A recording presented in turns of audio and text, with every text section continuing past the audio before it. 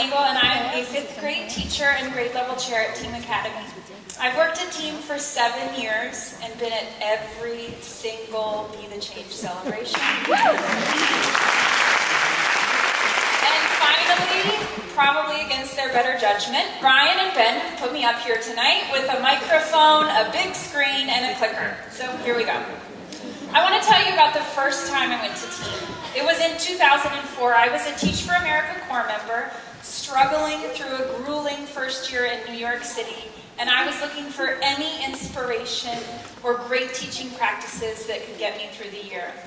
I studied education in college, so I thought a lot about what an ideal school should look like or sound like. But it was always kind of like this blurry photo in my mind. I had bits and pieces, but it wasn't all clear quite yet. When I visited Team almost 10 years ago, the picture suddenly snapped into focus. That school I'd been trying to envision all those years was Team Academy. There was a sense of joy and fun in the hallways and in the classroom from both the teachers and the students. I didn't know how it was happening. I didn't know who was responsible, but I knew right then and there, this was the place I would spend the rest of my teaching career. Even now, 7 years later, there's no sense in trying to go elsewhere, because all I would ever do is try to recreate what I have at Team. So tonight, I'm here to answer a question that I get asked quite often. What makes Team schools so special? And after hearing the results Ryan talked about earlier, I'm sure you're also wondering, how does it happen?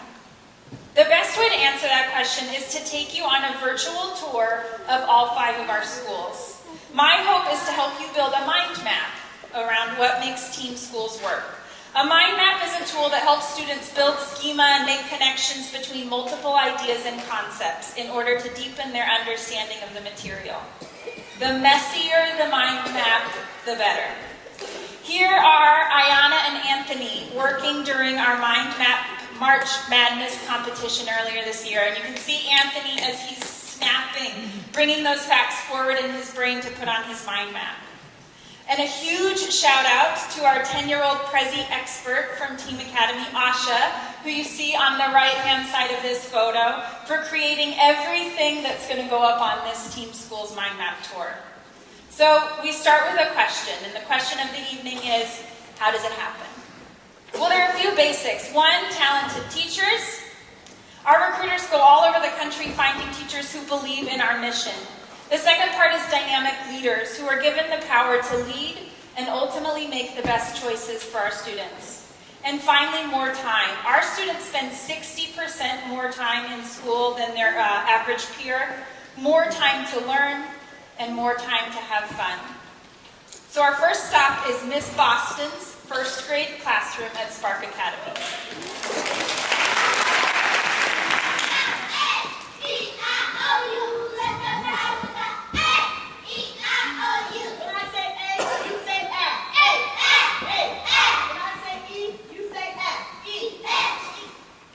So you clearly see that they're having fun. Singing, sunglasses, puppets, it sounds like my ideal Friday night.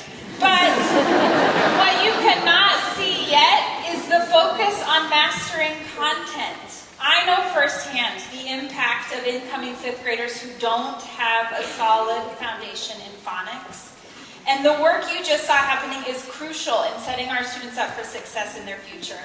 Most importantly, Miss Boston has the freedom to choose to use multisensory learning that helps engage learners and invest them in the process. So one of the reasons Team is successful is because we prioritize fun, but purposeful fun. If you visited Team, RISE, or NCA in the month of March 14th to be exact, you would be able to celebrate Pi Day with us. Take a look at this photo. I mean, what could possibly be more fun for a high school mathematician than launching a pie point blank at your teacher's face?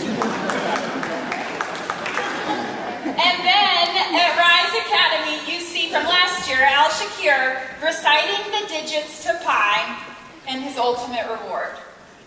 3.141592 6535897 93038196. Only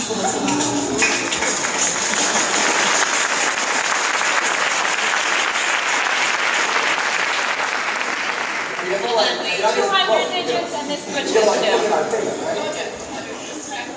Okay.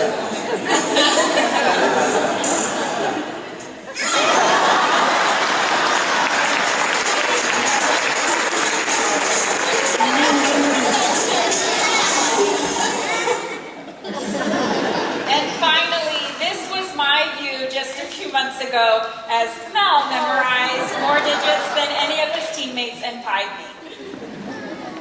So you see the smiles and you hear the laughter. Pi Day is definitely fun, but there also is a great amount of unseen teamwork. Students helping one another memorizing digits, teachers and parents encouraging them both in the classroom and at home. You'll also see teachers capitalizing on their freedom to innovate in order to invest students and create memories. Our tour continues with one of our newest classrooms at Thrive Academy. Here you'll see young Sinai, who entered reading on a kindergarten level, and after just about 1 year is currently reading on a second grade level. What do you think he's thinking? Almost everybody in the entire room is thinking.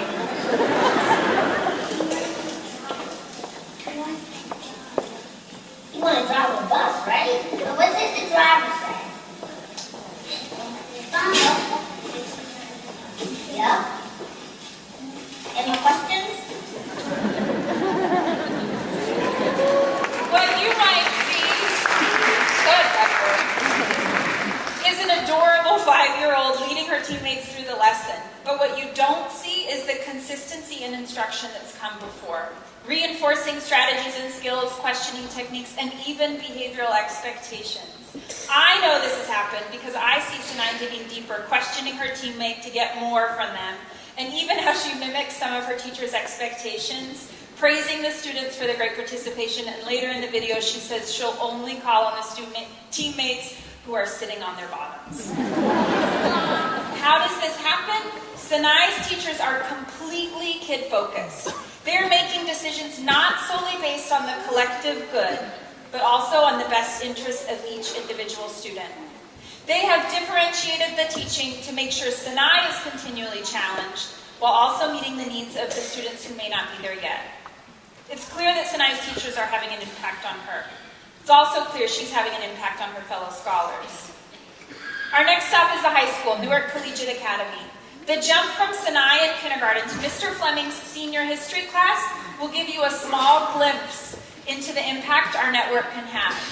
As we grow to provide a comprehensive education from kindergarten to 12th grade, the impact increases exponentially, not only for individual students, but for the city of Newark. Here's a clip from a debate between W.E.B. Du Bois and Booker T. Washington. Now, we move further along. Washington, on the critique of Booker T. Washington, says that Washington bartered away much that was not his to barter. Human dignity. Human dignity. You see, I believe that Booker T. Washington's initial mission was to uplift the race, but he got strayed. He had the God-given mission of pursuing happiness and freedom. And we know that when you stray from God's given mission, you often fall into the belly of the whale like our brother Jonah. Now, if I like to close, I'd just like to say thank you.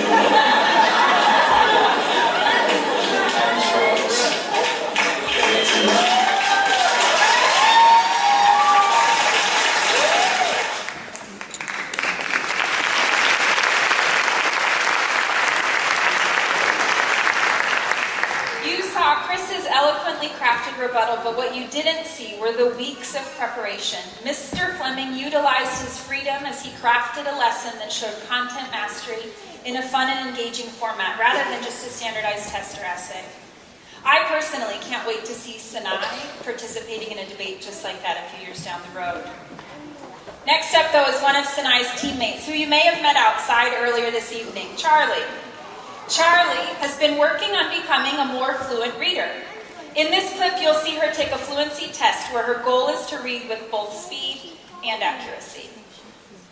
But, that means my daughter's full word because she thinks I eat that word. Oh my God, you got 35 seconds!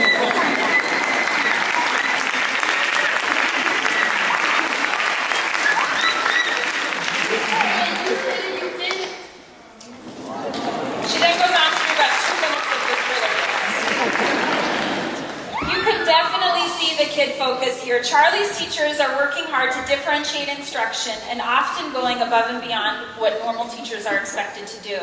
And while Charlie's needs might be slightly different than some of her fellow scholars, it hasn't stopped her from kicking butt and mastering content. This one clip is just a tiny example of Charlie's overall improvement. She's working hard every day and becoming more independent, so much so that on most days, she's working without the assistance of her paraprofessional. Celebrating students' improvement is just part of why Team Schools works. As teachers and staff, we are always pushing ourselves to improve, and while a lot of our improvement is motivated from within, we also value our students' thoughts and input. Right now, you're looking at feedback from one of our third graders about their current reading unit, and a high school student giving feedback about career day. Sometimes the feedback is solicited, and sometimes it's just an email from a college sophomore who's remembering her middle school days and the impact they had on her development as a person. I don't know about you, but I don't remember being asked for feedback when I was 8, or writing too many thank you emails when I was in college, sending them to my middle school teachers. So far, we've talked about most of the components of how Team Schools is able to produce great results. But there's one last element, my personal favorite, freedom. Right now, you're looking at just a small sampling of the extracurricular activities Mr. Brahman organizes at Rise Academy. Everything from ballet to book clubs, cooking class, and robotics. Each of these extracurriculars allows students to have a ton of fun. Freedom and fun fuse together to create an environment where it's cool to try new things, cool to learn, and cool to succeed. William is one of the coolest kids I know. A few years ago, Rise Academy's Kristen Jones brought Accelerated Reader to Team Schools, and millionaires were born. Some of you in the audience may know what it's like to be a millionaire, particularly if you are a Team or Rise Academy reader. William was our first documented millionaire, reading 1 million words in just 7 weeks.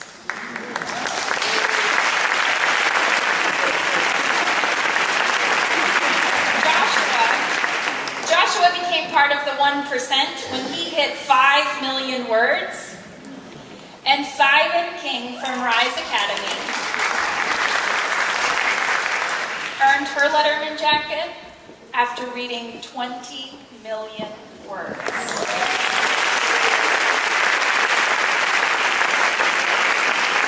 And none of that would be possible if teachers across the network didn't share best practices and didn't prioritize celebrating students' growth. So you've seen the components of how it all happens and the delicate balance between each of them. And when it really all works well, there are days when you can walk into a random classroom at 8 p.m. and find team alum and rising sophomore at Exeter, Jordan Marlin, teaching her 6th grade reading teacher, Daniel Saunier, how to write in Chinese. Thank you.